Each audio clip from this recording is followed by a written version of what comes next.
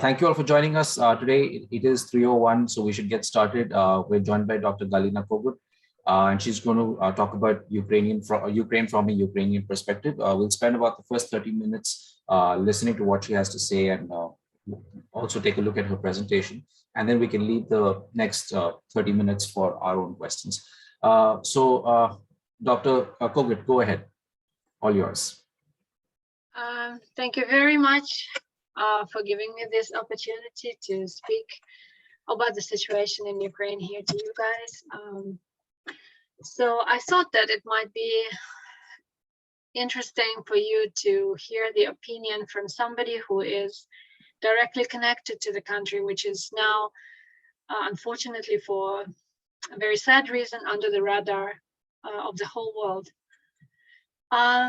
Also, I wanted to invite you for having a dialogue, and if you have any questions, please feel free to ask them after I give you the overview. I'm an educational researcher, so I research into dialogic teaching. What is dialogue, what it can bring about.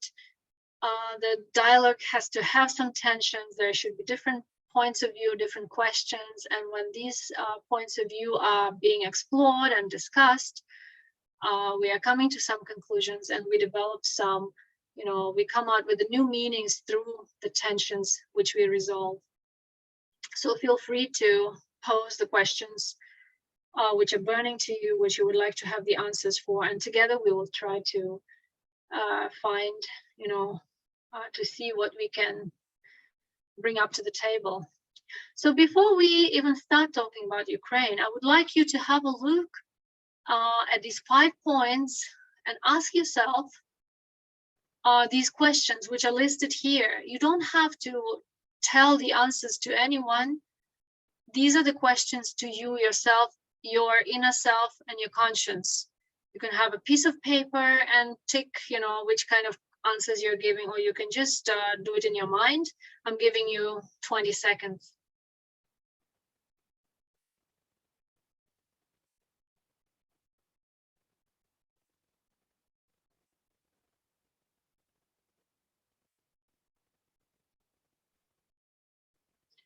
So these are the questions which is good to keep in mind, while we are talking about various, things which are happening. Specifically now, this is related to Ukraine. So I would like you to keep these in mind, and your answers also. When we're talking about Ukraine, we have various points of view. We have some people are talking about Russian lens, their view of the situation. We have the Western lens, but what about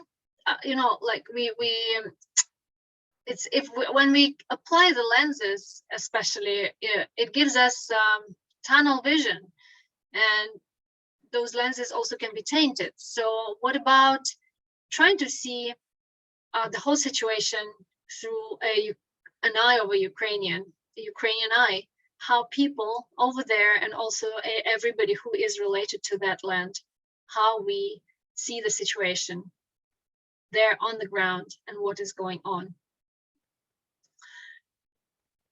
So on the 24th of February, 2022 at 5 a.m., it was still dark, it was still early morning in Ukraine.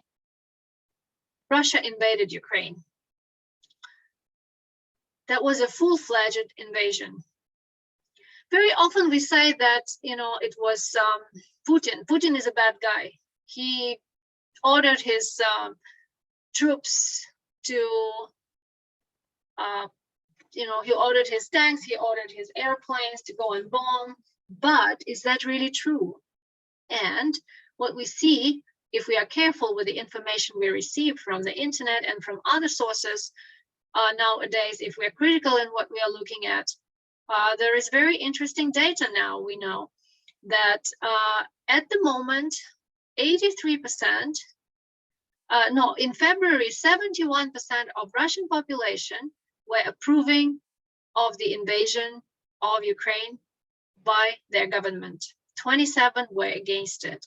Now, with slightly just 1 month and 7 days, 7.5 days through the war, through the invasion, we have 83% of the people in Russia. Those are Russian people. I'm not sure whether they were only asking those who live in Russia. I think it's only based on those who live in Russia. We also have Russians who live overseas. I don't have the data for that. So 83% of the Russian people support the invasion of their leader to a neighboring country. 15% are against it, only 15%.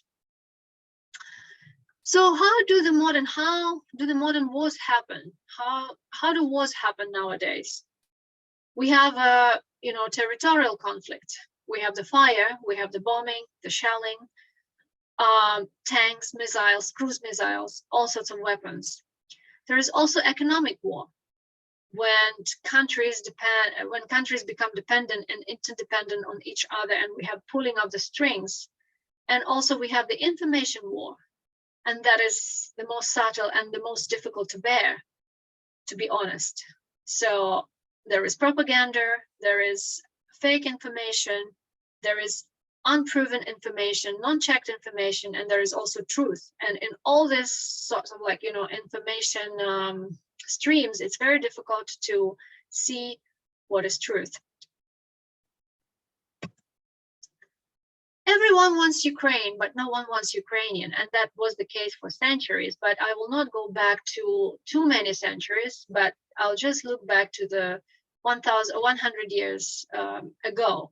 So now we are in 2022, and then we have, when we look back at what happened to Ukraine, in 1921, there was an artificial man-made famine, and just barely 10 years later, maybe slightly over 10 years later, there was Holodomor, which was officially recognized as a genocide of Ukrainian people in 1933. That was also engineered, man-made, where the crops from the agricultural farmers, from the peaceful people, were taken away absolutely to the core, to the last single drop, to everything which they had for importing to other countries for industrialization. So the farmers, who are the supporters of the whole country, who are feeding the country, didn't have anything to eat, and they were dying. They were actually going mad because of hunger. So it was a terrible thing which happened to Ukraine in 1933. Then there was another famine after the Second World War. In 1994, after just 3 years after the collapse of the USSR of 1991, in 1994, Ukraine was sort of forced to give away the nuclear weapons potential, which was the second largest in the world, as one of the republics of the USSR. It was just forced to give it away. Then, just 20 years after that, there were certain guarantees given to Ukraine, but who cares? Just 20 years after that, in 2014, we have the invasion in Donetsk and Luhansk oblasts, and we have the grab, annexation, the political, the euphemism, diplomatic word for it, annexation, but it's actually stealing of somebody else's land, of your neighbor's land in 2014. And also, Russia never took down their troops out of those two oblasts, and Crimea, they already declare their own, and every year for the last 8 years in their Moscow, Luzhniki, or wherever they do it, they're celebrating, basically stealing of somebody else's land. How great it is.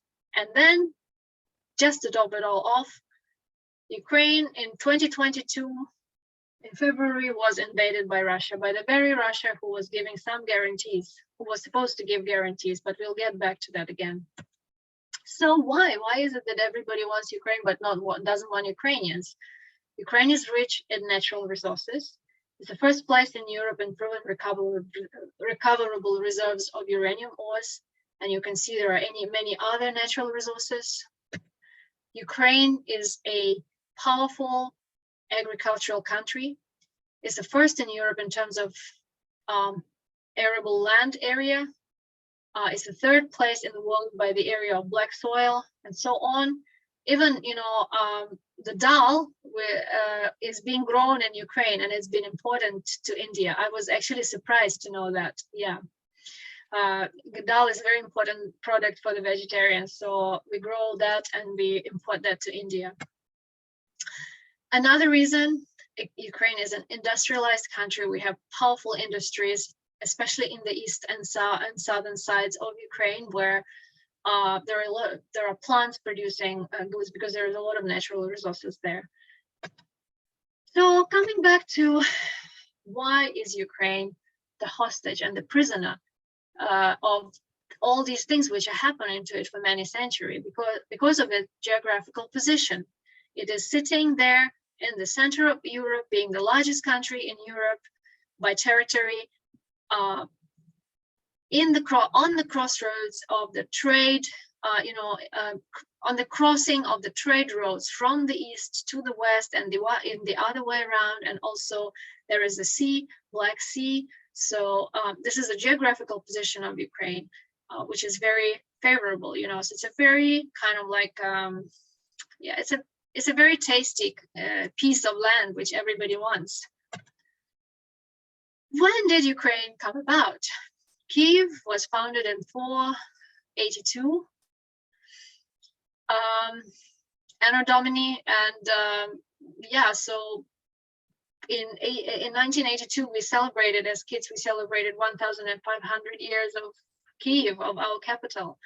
And you see that we have the cathedrals in the city, which date as far back as 996 and 1011 and 1070. So where was Moscow then? Oops, Moscow was only founded in 1147. So this is, how the history goes. So around Kiev, there was a country, the country which was formed, the kingdom which was formed around Kiev was Kiev Rus, or Kievan Rus. The center of it was Kiev, and there were some other big cities, which is Novgorod and Suzdal, and these are the neighbors of the then kingdom of Kiev Rus, which was Byzantine Empire of Constantinople. What happened in the 17th century? Before that, like when Moscow was founded and they started, forming the sort of like lands around Moscow, and those lands around Moscow with their kings was called Moscovia, or Moscovian, until the 17th century. In the 17th century, they have taken the name, they've basically stolen the name of their neighboring country, which was Kiev Rus, and they call themselves Russia or Russia. So even the name they have stolen through the course of history. So Russia was an empire for some time. Then in 1917, there was an overturn of power. They've killed their Tsar, and the workers took power. They have taken over the army also. They had a lot of troops, so they were invading the countries all over them. They've invaded countries like Ukraine, mostly, many parts of it, Georgia, Kazakhstan, Lithuania, Latvia. So all these were like countries before, but they became part of Soviet Union. So they were sort of called independent republics within the USSR. So when we are talking about Russia, the way we know it, overseas, we know that, like me, somebody who was born in the USSR, I know that we were just part of this big country, which was called USSR. And we were not exactly Russians, we were Ukrainians there, even though the whole setting was like USSR. But everywhere in the world, it was popularly referred as Russia. I know it was referred as Russia in India. I know it was referred as Russia in China. I know it was referred as Russia in even in, I think, in the US. In the US, until there was a little bit of more connection between them. It was popularly referred to as Russia. So what people referred to as Russia was actually 15 different countries, different nationalities, different cultures, different settings. But they were forced to be in the same country. There were some good things about it, but it's not like everybody was very unanimous because there was an invasion. But of course, throughout the time, we people learned how to live with each other. You just have to do that, right? So going back to Ukraine, culturally, and Ukraine was based on the culture of Cossacks, who were the warriors. So the people who were living on the land where Ukraine is, here, generally in this territory, closer to the Black Sea, they were Cossacks, so they were warriors. They had their families. They were plowing their fields, growing their crops in the peaceful times, but when there were any tribes attacking their lands from any direction, from the east or from the north or from the south, from the sea, they would mobilize themselves and they would go and put up the defense and protect their land. So then at that point, when the men would go and protect their land, the females, the girls, the ladies would take, their household, will take charge of their household and the children, and the guys will go and protect the land. So that was tradition, that was history, and it actually remains, as we realize, it remains until now. So when there is a danger, the warriors, the Cossacks, who we are the descendants of, they take the arms and go and protect. Ukraine also has the good educational tradition. For the Cossacks, I probably didn't say a few words. Like they were. It was not just they were not like disorganized or anything. They had a very good structure.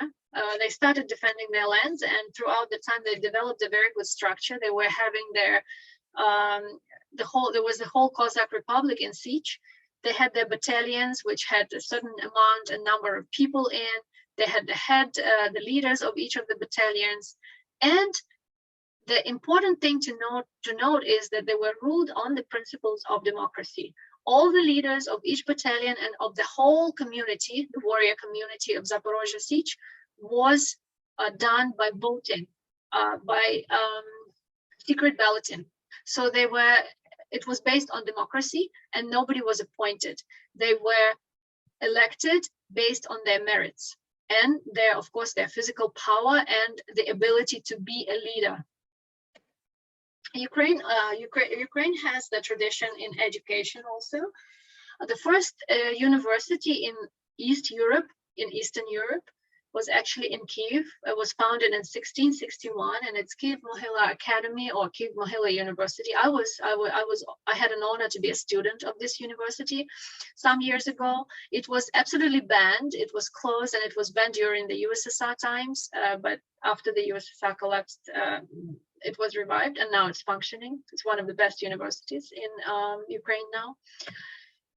The oldest constitution was written in 1710 by Philip Orlik. So it's it's also like a historic fact. So how do we look at the modern Ukraine? What is the way to understand what's happening there? So now we have the countries which surround Ukraine, which is Russia in the east, northeast, Belarus is in the north, Poland in the west, and we have Romania. In the south, we have Moldova, and then across the sea, there is Turkey. The density of population, you can see here, the more densely populated areas are in the east, which are industrial areas, and some of the areas in the south and some in the center. The demographic situation would wish to be better, of course, but the whole Europe is aging, and we do have the demographic crisis. So our mortality rate is higher than the birth rate. And this is the economic, development. Ukraine is not a rich country. It has developed a lot after the collapse of the USSR. We managed to even withstand the 1998 crisis. But yeah, it still has a long way to go for the economic development and the prosperity of the citizens, of the people. What about languages spoken in Ukraine? Contrary to the popular belief, it's not that everyone in Ukraine speaks Russian. We do have a variety of languages. If you look at the map here, Yeah, generally the majority of the territory people speak Ukrainian, but we do have the densely populated areas where people speak Russian. We also have Bulgarian speaking people, we have Hungarian speaking people, um, Polish speaking people, Albanian, and yeah, and people peacefully coexist. There is no problem with the languages in Ukraine. And also language doesn't mean nationality. There are Ukrainians who speak Russian. There are Russians who speak, for example, some other language. There are Hungarian people who also speak Ukrainian and Russian. So there's a huge variety of languages. Again, on the majority of the territory, we have Ukrainian population, but we also have Russians in the east, north, and Crimea. We have Bulgarians in the southern part because it's closer to the border. We have Romanians and Hungarians. And also, again, ethnicity doesn't mean citizenship. So we do have different varieties of people, nationalities, ethnicities living in Ukraine, and it has never been a problem because everybody coexists peacefully. Religion-wise, again, we do have different varieties of Christian Orthodox denominations. We have like 66% of the population is Orthodox. We also have Greek Catholics, which is technically the Orthodox rites, but they are subordinate to the Pope of Rome. They formed the Union Church. They were forced to do it historically. I wouldn't go into that. And we also have Muslim population in Crimea, about 33%. Tatars are historically Muslim people, and there are also other Muslim people living in other places of Ukraine, but it might not so densely populated by Muslims. Yeah, so why is Ukraine fighting? What is happening? In 1994, as I mentioned before, very soon after the collapse of the USSR, with breakdown of the USSR into 15 different countries, Ukraine had a gigantic nuclear arsenal. Then there was a lot of negotiations, and then Ukraine sort of was like made sign the Budapest Memorandum, and it was made to hand over 1,600 nuclear weapons to Russia in exchange for a peace treaty and a guarantee never to be invaded or threatened. So that this is what happened. Countries like the US, Russia, I think mainly was the most instrumental in that, but also the US and the UK, they were instrumental in signing of this treaty by Ukraine, and they were giving the guarantees. So according to this Budapest Memorandum, they were supposed to be the guarantors of the territorial integrity and no invasion to Ukraine. Ever since, the power of the military power of Ukraine was downsized. So the handover of the nuclear powers, it's like a popular belief is, and this is what we were told as the secondary school students then, that it's good to give it. First of all, we will be the first peaceful country, which is very good. I mean, I like it, yeah. But also one of the reasons was given that it's very expensive to maintain the nuclear arsenal, nuclear weapons, and all. But that is not exactly true, because the country received a lot of monetary support and monetary aid for doing that. However, after the USSR, there was a huge, absolutely overwhelming level of corruption. So the politicians would just pocket the money, and they wouldn't care so much whether the country has any guarantees or what will happen in the future. So this is what happens very often if there is corruption in the country. So that's exactly what happened to Ukraine. So the military power was also downsized. If numbers here, you'll see by far. If we look at 1991 figures and we look at 2014 figures, then we can see there's a huge difference. And what happened? You didn't have to wait for too long, just 20 years after Russia, using certain circumstances which happened in Ukraine, internal circumstances, I mean, it's always, there's always relationship with a neighboring country, but there was something which we were trying to sort, and I will tell you later what we were trying to do. But Russia made use of the weakness at that point of time, and they have immediately stolen the land. Forgetting, I mean, of course they remember, but this is what they do. They just, who cares, you know, like they signed the memorandum, but who cares? This is ours, we want it, that's it. As a result, later, so Russia invaded in 2014 into oblasts, the administrative districts, we call them oblasts, and it's just 8 years after that, massive invasion, 24th February. Before the war, some of my friends were concerned and they were asking me, where is my parents, where is my family situated? Maybe, you know, if they're not in the east, if they go to the west, it won't be so dangerous. But on that day, if you look at the map, you can see the start here. The bombing was done in all directions, in all places. From day one, there was no safe place in Ukraine, and it became a living hell.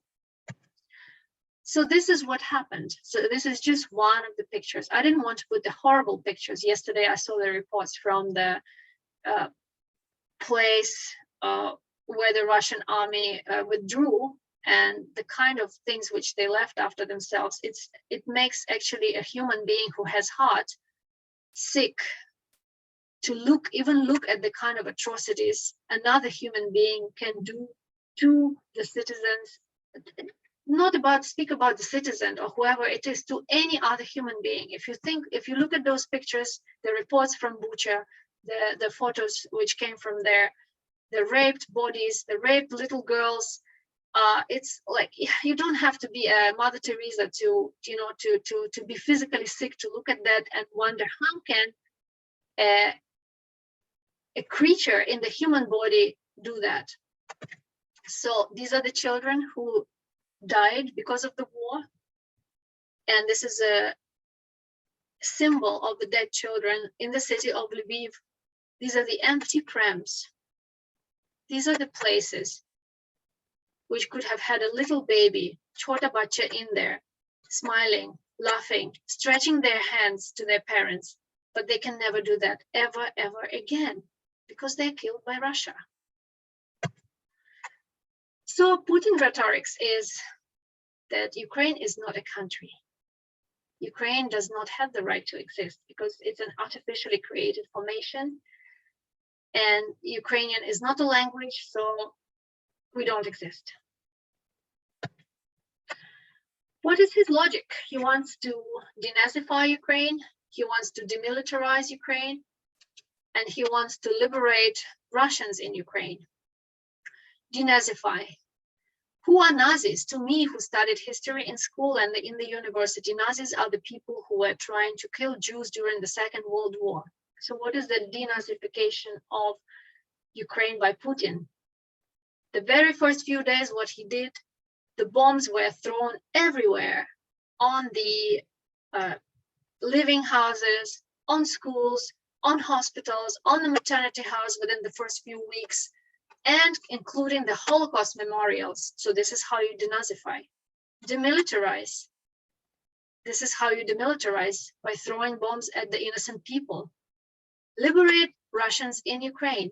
So you saw how many Russians we have. And then we have Russian-speaking people, and we have Russians. So the bombs, do they have the radar which says that who is a Russian, who is not Russian? No, they don't. They just kill everyone. So this is how you liberate Russians. So it's not about that. It's not about that. Why in the very first few days, and even now, Europe is very toothless about this? You can just look at the, how what is happening with the gas. How many countries, how they're dependent on Russian gas. Russia gets 1 billion per day, $1 billion per day for whatever oil they export to other countries. And we have countries like Germany, one of the most powerful and influential countries in Europe. It's 49% dependent on Russian gas. Oh my God. France, 25%. Poland also, Italy. Poland is helping now. Yes, Poland was the first one to stand, and they're trying to regroup their resources and all. But you just look at this. It takes time. People have to think about it. How much of their money is going to finance the weapons which are being used to kill other human beings?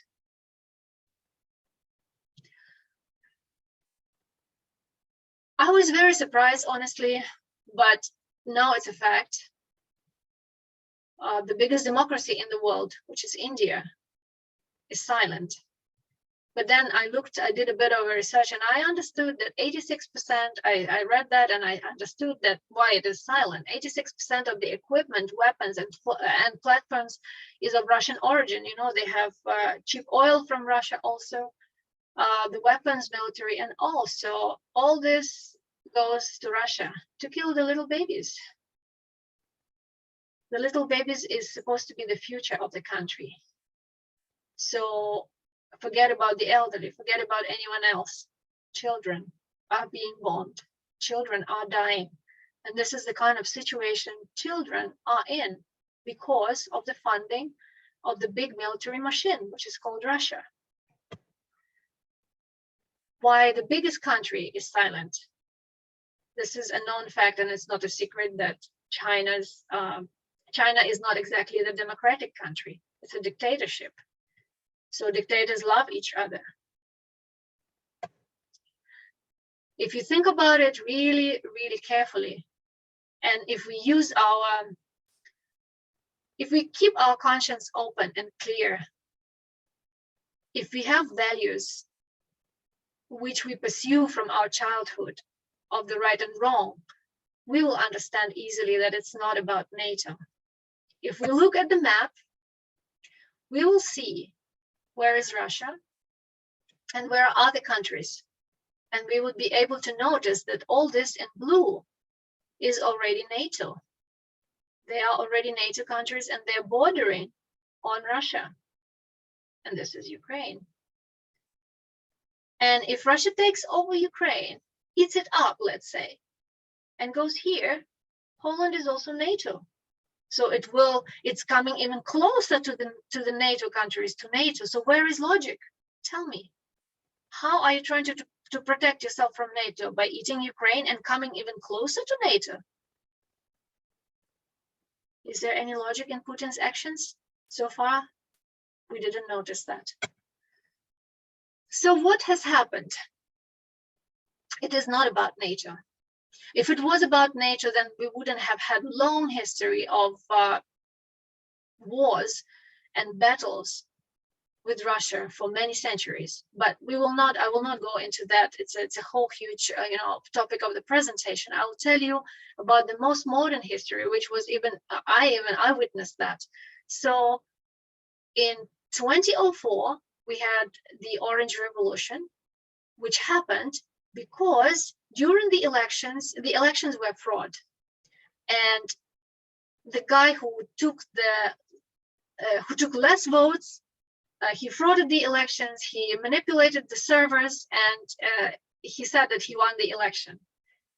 And it was absolutely unacceptable for Ukrainians. My own parents went to the election, to the constituencies where they had to vote. People were voting, and they were collecting the votes, they were counting the votes, and the Democratic guy had more votes. But then in the end, and it was at every constituency, and people really could see that, and they just went out in the streets. And I remember in the news, the news reporters, they were giving the papers to read, like, our dear Yanukovych, he won, he's a good guy. And then I remember I saw it with my own eyes when I was watching the TV, and she was reading, and then in the middle of all that nonsense, she says, sorry, I can't read lies to my people. And she stopped. And all of the reporters, they stood up and they said, no, we're not reading lies to the people. And people stood up, they went out to the streets, and this is what happened. The first revolution, the Orange Revolution happened, and people wouldn't move, they wouldn't budge until they demand that there should be, the election results have to be reviewed, and there has to be re-election. So the Constitutional Court was ordered to look at this situation, and it took some time, and the Constitutional Court investigated everything. Constitutional Court in my country is the highest court, and it's an independent court. So they reviewed the situation, and they ordered the re-election, so the third round of the elections, and all these servers and all was neutralized, and we had the proper democratic elections. And this is how we had the leader voted. We voted for the leader. So next time, what happened? This guy who didn't get into power in 2004, he was a little bit refurbished. He made certain promises to the population of Ukraine. He said that he'll take the European vector of development, of economic development and political development, and people sort of like, okay, they voted for him because there was nobody better. So it's still democracy, right? So what happens? After 2 years of his rule, he promised that he will get associated membership with Europe, and then he goes to Russia, he talks to Putin, and he turns 180 degrees. And he cancels all his promises. And people say, no, this is not why we voted for you. And they got really angry. The students, Bachas, again, Bachas came out and they protested. What happens? Police orders, the Yanukovych-backed police comes and beats the Bachas. And in Ukraine, I think in India, it's the same. You beat me, it's still okay, but you beat my Bacha, I go and smash you. So parents came out, and this is what you see, how many millions came out, and they wouldn't budge until the democracy prevails. And this was really dangerous because Yanukovych ordered shooting. He ordered snipers, and many people died. Over 100 people, we call them the Heavenly Battalion. Many people died in this, but democracy prevailed. So this is what happens. But Putin took charge of he made use of this situation. And just 1 week or 2 weeks after the shooting in Maidan, he annexes Crimea. So this is what happens. When we go back to the USSR, we have this historic fact of the Baltic chain, the Baltic countries, which is Latvia, Lithuania, and Estonia. On August 23, 1989, almost 2 million people from these countries stood up in a chain. They formed a huge chain to show the world the desire to come out of the Soviet Union. So if there was something, this is something which is nice and democratic, like they said in their constitution, why would people want to run away from it, like we are trying to do now? So in 20 years, we had 5 presidents, and our dear neighbor had their dear leader for 20 years the same. This is what happens. Now coming to our 5th president. He's actually 6th. I don't know, one is missing here, but anyways. So is he a hero? Yes, what he's doing now, I think it's admirable, and I support him. But during the years of his rule, you see the defense budget went tremendously down by 30%. And this is not what has to happen in the country, which is already invaded by Russia in the east, to administrative districts, and it's not. It should not have happened in the country as it is. You see, we are so badly outnumbered. If you look at if you compare Russian budget and Ukrainian spending on the defense, so even that went down, which I think was unacceptable. So there is a lot of questions to our current president, but what he's doing now is admirable, and everybody supports him. And whatever it is, he was a democratically elected president. Galina, yeah, we're at 3:40. So I just want you to have as much time as possible to answer questions. So, yeah. So maybe Maybe just give me 1 or 2 more minutes. I'll quickly run through the main points, and then and then we will get on the questions, definitely. So as I said, it's not about NATO, and NATO also is a defense alliance. So why being afraid of it? Ukraine is not divided. When we look at the US, it's more divided than Ukraine because this current president, as I said, he was democratically elected and most of the country voted for him. So it was quite unanimous.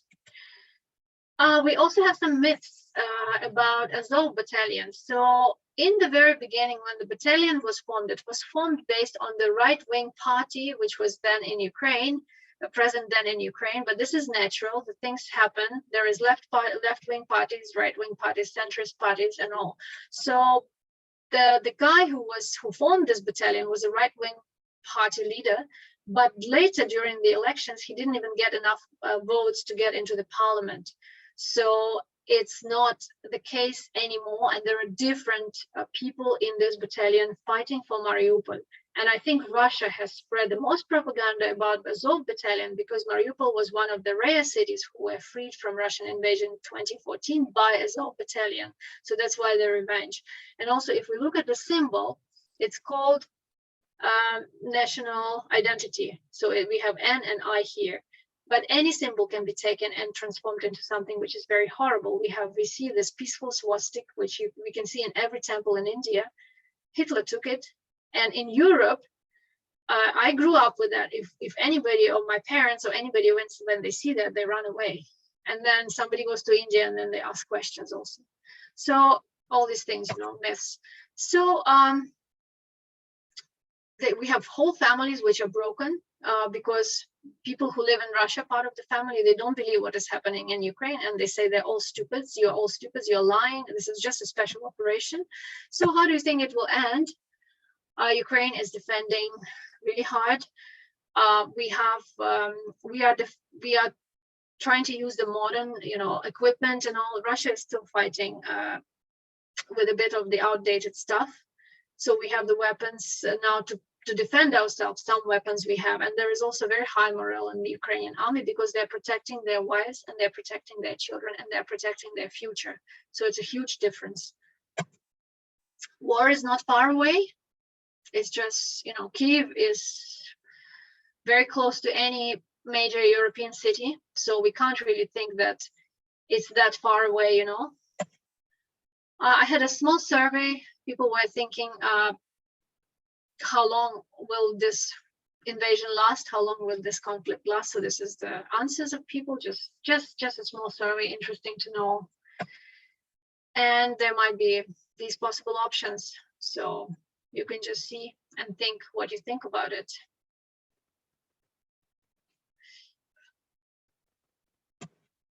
So how we can help?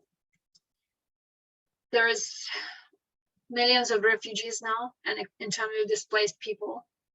Nobody wants to be a refugee, but they're forced to.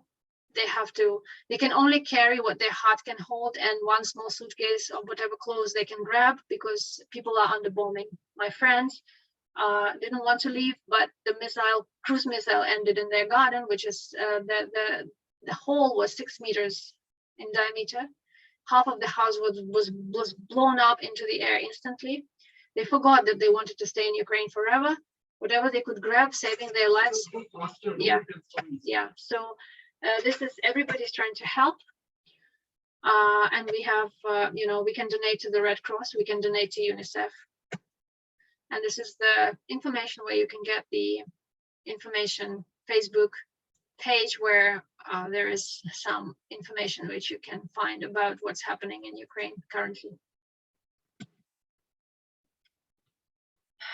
All right, I'm ready to take questions. Sorry for dragging a little bit. No, thank you. That was a great presentation. Questions? You can just unmute and go ahead and ask your question.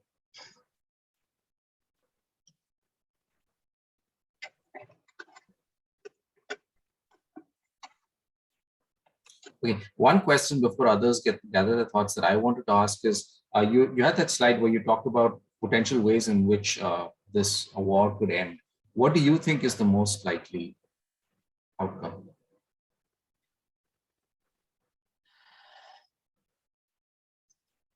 It's the most likely.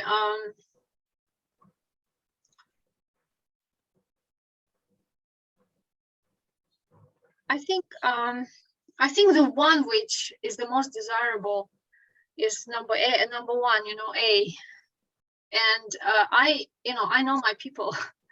I come from there, and I know that it's been the price paid was already very, very high. So I don't think they will budge off.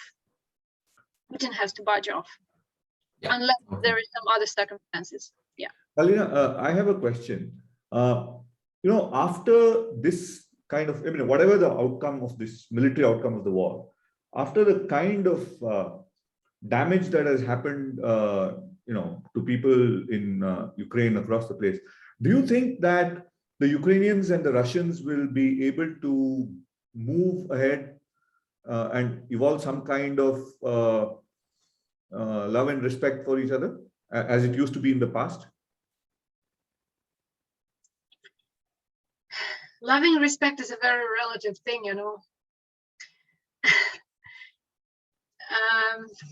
it's difficult to say. You see, I'm not very, I don't know which example even to set, but maybe like if I compare, can Indians be in lovable relationships with Pakistan? I don't know. I don't think at the, you see, at the,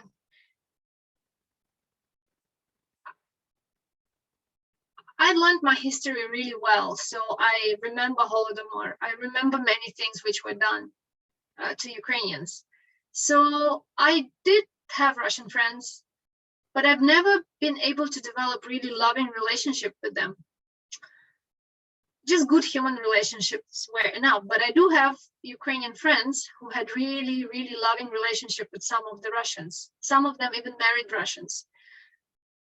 So you see, it's tough. If you married a Russian and you live in Ukraine, you have the same kind of platform and you understand each other.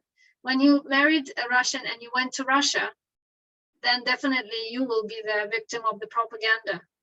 So it's a huge division. However, I know that most of my friends who had very close Russian friends, they're going through a huge trauma. It's a huge, horrible human trauma because their friends didn't understand what is happening. They didn't want to understand. When they see the bombing and when they see the killing of the people, the dead bodies, the raped girls, the smashed nails, why did Russians have to go over those dead bodies, over those bodies with the tanks? Why did they have to, when I read like the soldier was raping a woman in front of a 6-year-old boy daily for a few days, the woman died and the 6-year-old boy's hair turned gray. So I don't know how loving, respectful, even respectful relationship, how in the near future they can happen.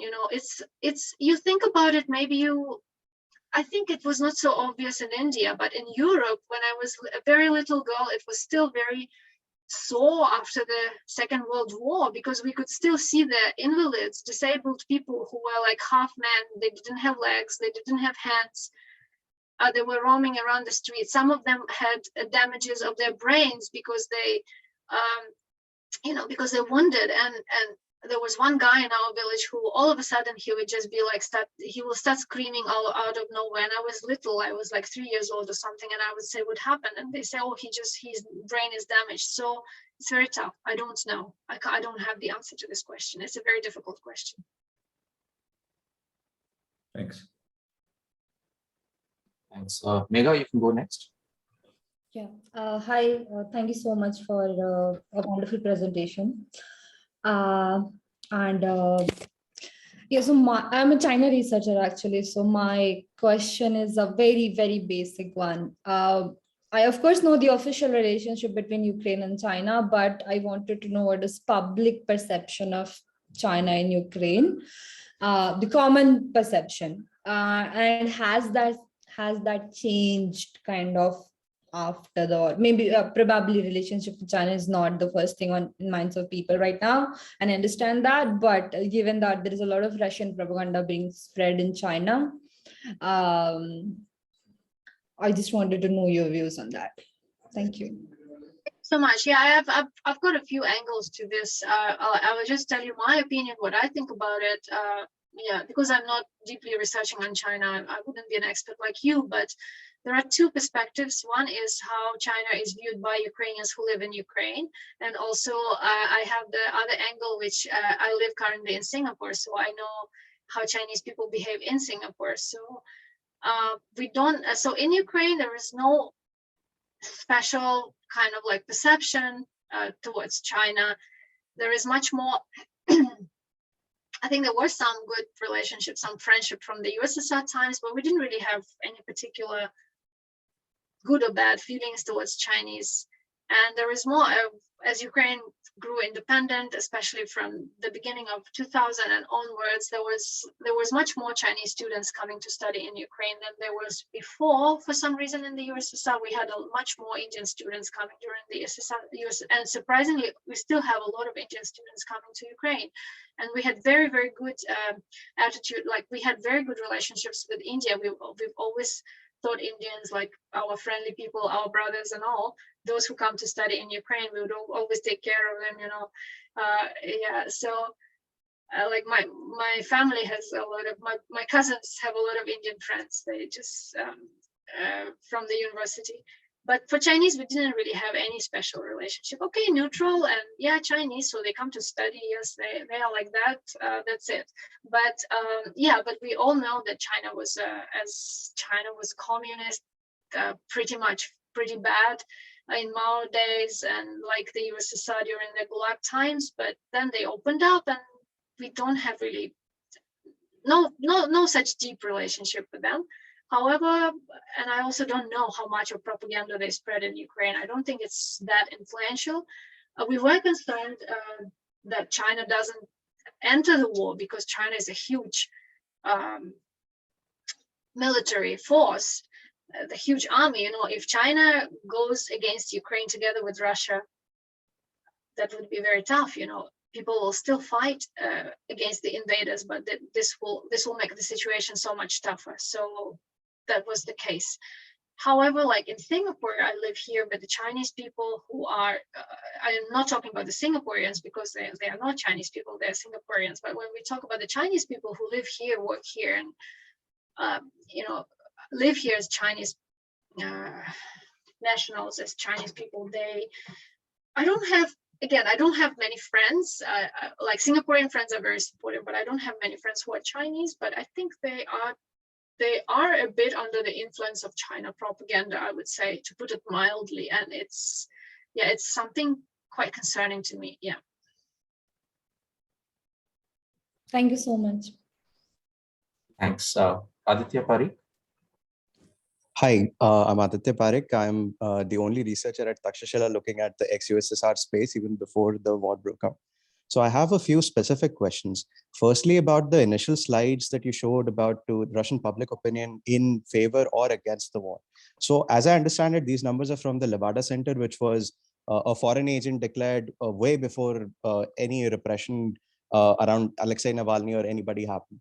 So now with the context that there's a 15-year jail term for anybody who speaks out against the war, I mean, how likely do you think these numbers are reflective of the real public opinion in Russia? And with the Siloviki structure and just about the tools of repression that Putin has put up in the term he's had, do you really think the Russians are actually complicit? Secondly, during the military operations that are going on in this war, the Russians have destroyed industrial facilities like the Zorya engine plant, which was very important to the Indian military industrial complex.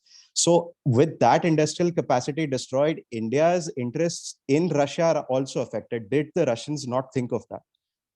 And finally, it's about a demography thing. I'm so sorry. I think we need to stop, and then maybe continue because I will be losing the point. So please don't forget what you wanted to ask. So first of all, Russians destroyed that plant which was supplying the military to India, and they didn't think about it. I'll just give you my human perspective. They don't think. I don't think they think. They didn't think about India when they came to Ukraine. They thought about how to kill Ukrainians. They thought about how to get rid of these nasty humans who want to have freedom, who choose freedom over the piece of the rice bowl, you know. Because now what you see in Ukraine is literally they have no food, no water. In many places where under Russian invasion, they're dying. So if you're talking about people who came to Chernobyl plant and they didn't even know there is high level of radiation and they started digging something there. How could you have thought about India and their, you know, what military supplies they're producing? They went to Zaporizhia, nuclear plant. They invaded it. They don't know how to handle it. They put the personnel as hostages. Anytime there can be explosion, they don't care. I mean, where is the, I want to see at least some kind of thinking in this kind of the logic, you know, but I don't, unfortunately. Talking about what they think, you know, how they, 85% of people. Okay, I have my friend, I have my cousin, he's Ukrainian. He married a Russian girl. He lives in the Far East. I never heard from him ever since the war started. And he was a good cousin. You don't have to be afraid of Putin to call and ask how you guys are doing. I mean, honestly, they wouldn't be checking their private conversations, right? He didn't. So how much do you need to be afraid of your rotten leader to take all this, even if they're scared, you know? Secondly, Navalny, repressions, very nice. But you go and ask Navalny, you can write him an email. Whose is Crimea? Who does Crimea belong to? You can search. You will hear, and you will have the answer to your question. Yeah, so you see, the thing is that I don't criticize them because I lived in the USSR and I know how hard it is to say anything against the system.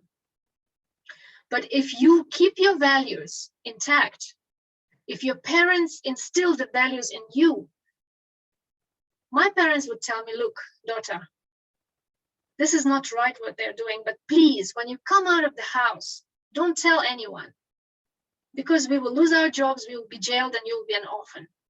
But I'm telling you, this is wrong. I'm talking to you as a human being now who lived in the USSR. And I know how tough it is to go against the system, but there were people in the USSR who would go against the system. Mostly Ukrainians, I tell you the truth.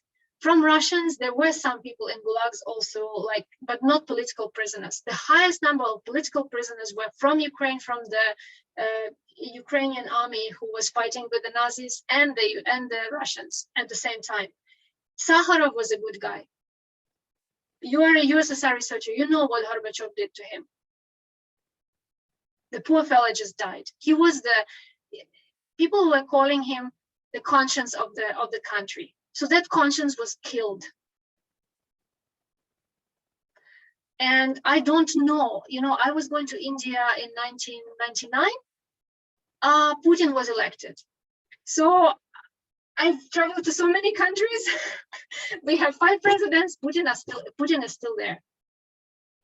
In 2018, you had a chance. Nobody will come with a gun to you and say it's come on, it's secret balloting.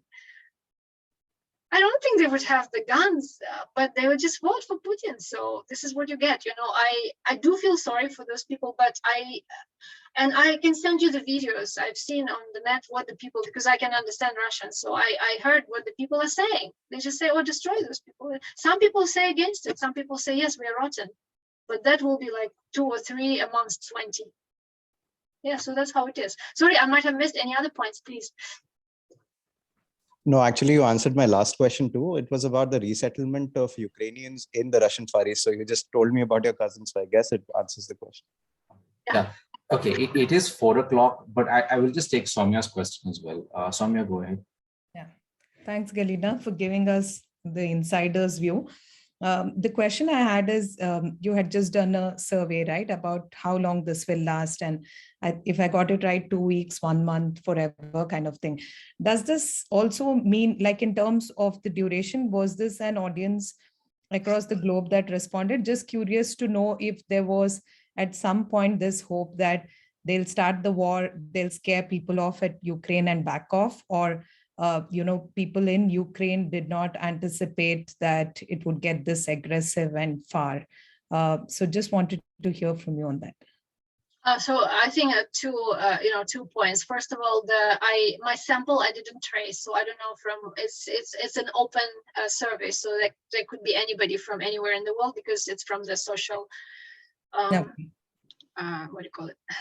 LinkedIn, like a social media sort of. Like social media kind of. So I wouldn't be able to trace the sample who did that, but yeah. So then when it comes to whether we were expecting, I am never forgotten the history which I learned. I mean, I didn't learn in the USSR, but my high school and university was already in the independent Ukraine. So I made a point that I read the history books which are independent sources. I remember the 20th century. I haven't forgotten that Russia invaded in 2014. I haven't forgotten people who died. People from my school where I studied in Ukraine died defending Donetsk and Luhansk airport. And there is a memorial plate on my school. And it happened in many places in Ukraine, like many people lost their loved ones in that invasion, which was a small invasion. But even I realized I was totally realistic about when Biden was saying that Russia is going to attack.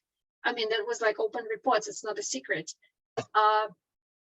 Because their Secret Service gave. I mean, we wouldn't know, but my friends from the eastern side, they will also, send me the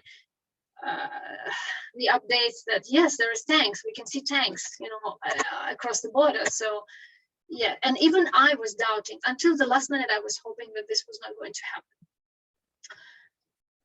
And we really, it's like you knew that it would happen, but you still had that hope springing eternal that it wouldn't happen. And when I realized that it was just horrible, because it was, whatever is being done is terrible. It's difficult to talk about. It's absolutely atrocious. And Putin was thinking that he'll take Ukraine just in a few hours or in a few days. So. Yeah. Thanks.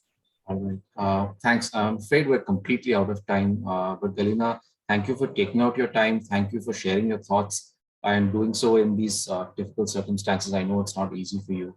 But thank you so much. We've definitely learned a lot today. Thank you.